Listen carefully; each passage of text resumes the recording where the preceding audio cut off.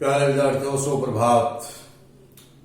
आज online education की सामाजिक इतिहास 10वीं कक्षा में आपका हार्दिक स्वागत है। प्यारे छात्रों, हम पढ़ रहे हैं चैप्टर मॉडर्न संस्कृति और आधुनिक दुनिया। इस चैप्टर में आज हम पढ़ेंगे मॉडर्न संस्कृति और आधुनिक दुनिया के दौरान 19वीं सदी में कुछ ये जो निम्न है, महिलाएं, गरीब और सुधारक, इनके लिए मुद्रण का क्या महत्व है।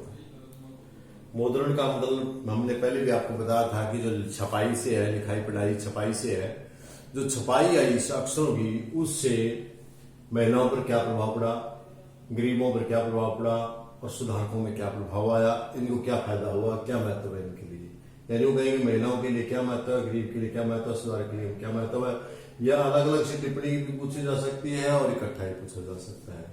तो 19वीं सदी में सबसे पहले औरतें थे, उनको पढ़ना शुरू कर दिया उन्होंने, क्योंकि साहित्य सस्ता हो गया था और घर घर तक पहुंच हो गई थी। अखबार पत्र पत्रिकाएं घर तक पहुंचती थी। स्त्रियां घर पर जब भी घर के काम से फुर्सत मिलती खाली थी तो उन्होंने पढ़ना शुरू कर दिया।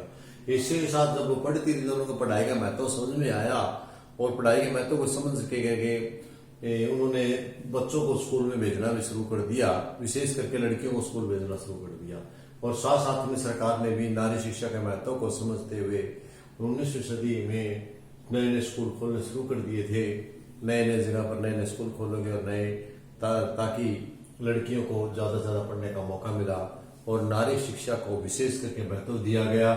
पत्र पत्रिकाओं में महिलाओं को विशेष जगह दी गई, इस करके महिलाओं ने रुचि ली। पत्र पत्रिकाओं में उनके लिए काम करने के भी अवसर मिले और इस प्रकार उन्होंने नए अवसरों और नए कदमों को देखते हुए महिलाओं के लिए जो ये मुद्रण का कार्य था बड़ा ही क्या वरदान साबित हुआ। इसके बाद गरीबों पर इन मुद्रण का क्या फर्क पड़ा। गरीब लोग थे, इन लोगों के लिए 19वीं सदी से पहले कोई भी किसी प्रकार का पत्र पत्रिकाएं या कुछ प्रकार का संभव नहीं था, या वो कोई ज्ञान नहीं ले सकते थे। निरकुश राजा थे, लिखना पढ़ना सिर्फ अक्षत्रिय और ब्राह्मण परिवार तक ही सीमित था। लेकिन जब अक्षर आए, अक्षरों के आने छपने का कार्य शुरू हुआ, छपने का कार्य शुरू होने से पुस्तकें थी वे कम दाम पर शुरू हुई और उनको चौक चौराहों पर भी बेचना शुरू किया जाने लगा। चौक और चौराहों पर से गरीब लोग भी सस्ती पुस्तकें खरीद करके पढ़ सकते थे। उनमें पढ़ने के कारण वो किताबों के प्रति रुचि पैदा हुई और रुचि पैदा होने के कारण उन्होंने पुस्तकालय में जाना शुरू कर दिया। सरकार ने भी जगह जगह पर लोगों के लिए पुस्तकालय खुलवा दिए थे। उन पुस्तकालयों में जाकर गरीब लोग अपनी पुस्तकें नहीं खरीद सकते थे, वो पुस्तकालय में जाकर के अध्ययन करते थे। इस प्रकार मुद्रण ने गरीब लोगों के में भी बहुत बड़ा अहम परिवर्तन लेके आए और गरीबों के लिए भी वरदान साबित हुए। सुधारक थे, जो समाज सुधारक थे, उनके या दार्शनिक थे या वैज्ञानिक थे, वे अपने विचारों के व्यक्ति किस प्रकार करें बड़ा अहम मुद्दा था। जो लोग शासक थे वो निरंकुशवादी थे, अपने मनमर्जी का शासन करते थे। किसी अच्छे दार्शनिक के कोई विचारों का कोई महत्व नहीं था, वैज्ञानिक के विचारों का महत्व नहीं था।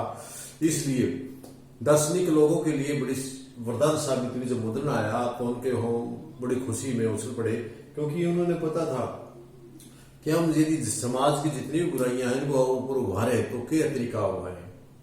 बोलने का इतना अधिकार नहीं था। निरंकुश राजा, उनके ऊपर शासन प्रणाली लागू थी अलग और पूरी धरती पर, तो इस करके बड़ी दिक्कत थी।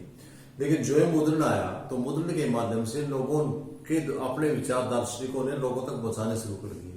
पत्र पत्रिकाएं छापनी शुरू कर दी, पत्र पत्रिकाओं में बुराइयों के बारे में छापना शुरू कर दिया। खास करके जातिवाद, जो जातिवाद में निम्न श्रेणी में बांटा हुआ था, लोगों के साथ ऐसे प्रसिद्धता छुआछूत की जाती थी, उसके बारे में साहित्य छापना, पुस्तकें छापना शुरू कर दिए। समाज सुधारकों ने अपने विचार देने शुरू कर दिए। निम्न जाति आंदोलन के प्रणेता ज्योति फुले ने तो अपना एक पत्रिका जो गुमनाम गिरी ही बना दी और उसके अंदर विशेष करके निम्न जाति के ऊपर लिखा उन्होंने। निम्न जाति पर जो अत्याचार होते हैं, जो उनके साथ दुर्व्यवहार होता है, उसके बारे में जो आंदोलन के प्रणेता ज्योति फुले थे, उन्होंने गुमनामी में लिखा। यह क्वेश्चन आता है कि गुमनामगिरी किसने लिखा, तो ज्योति फुले ने, या ज्योति फुले ने कौन सी किताब लिखी, गुमनामगिरी। या निम्न जातीय आंदोलन के प्रणेता कौन थे, ज्योति फुले। या ज्योति फुले ने किस आंदोलन के प्रणेता थे, निम्न जातीय। तो इस प्रकार बच्चों ये 3-4 छोटे-छोटे प्रश्न आपके इस प्रश्न में बन सकते हैं। ये थे बेटा उस समय 10वीं क्लास में जो हमारा मुद्रण संस्कृति और आधुनिक दुनिया का चैप्टर है, उसमें मुद्रण के महत्व, महिलाओं के लिए क्या महत्व, गरीब जनता के लिए क्या महत्व, समाज सुधारकों के लिए क्या महत्व। क्योंकि कोई भी समाज है वो सुधारकों पर डिपेंड करता है। जो त्रुटियां समय के परिवर्तन के दौरान त्रुटियां समाज में आती रहती हैं, उस समाज जो समाज सुधारक लोग होते हैं वो उनको निखार करके सामने बाहर लाते हैं, और बाहर लाने में मुद्रा ने अपना विशेष भूमिका निभाई, लोगों तक पहुंचाने में विशेष भूमिका निभाई।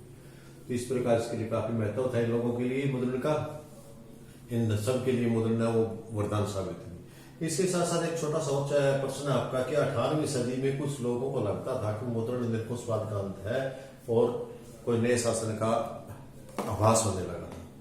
कहते हैं ना, बादलों को देख करके कुछ लोग कहते हैं कि अभी बारिश आने वाली है, लगता है कि आज बारिश होगी। सेम उसी प्रकार जब 18वीं सदी थी, तो 18वीं सदी में जो परिवर्तन हो रहे थे, उन परिवर्तनों को देख के कुछ लोग कह रहे थे, जो विचारशील लोग थे, उनका कहना था कि जो निरंकुशवाद है इसका शायद अंत होगा और नए किसी शासन का नया शासन होगा। तो प्यारे छात्रों, इसके सोच के पीछे कुछ कारण थे। क्यों ऐसा सोचा उन लोगों ने? इसलिए सोचा क्योंकि एक तो साक्षरता बढ़ी, लोगों में नए नए स्कूल खोलने के कारण, नारी शिक्षा को महत्व देने के कारण, या ये मुद्रण आ जाने के कारण लोगों में, और सस्ती दर पर पुस्तकें छपने के कारण लोगों में साक्षरता दर बढ़ी, और जिसके कारण लोग समझने लगे थे, बुराइयों को समझने लगे थे, एक दूसरे को अपने विचार देने लगे थे। सबसे बड़ा ये कारण रहा। और जो कुछ सुधारक थे उनके विचार उन तक पहुंचे और उन्होंने अपने विचार समाज सुधारकों तक पहुंचाए, और इस प्रकार समाज की। दूसरा इसका कारण ये था कि पढ़ने का जुनून हर आदमी में पैदा हो गया था, चाहे वे नावल थे, पत्र पत्रिकाएं थी, कहानियां थी, या किसी वीर की कथा थी, इन सब के बारे में था। और दार्शनिक और वैज्ञानिकों के विचार सब एक ऐसा माध्यम मिल गया था, एक ऐसा प्लेटफॉर्म मिल गया था जिसके जरिए जो दार्शनिक थे या विचार थे अपने तर्कपूर्ण विवेकपूर्ण विचारों को लोगों में बांट सकते थे, भेज सकते थे किसी भी माध्यम से। तो जब हमारे दुनिया में जब मुद्रण आई, तो मुद्रण के कारण दार्शनिक और वैज्ञानिकों ने इसका बड़ा फायदा उठाया और अपने विचार भेजे।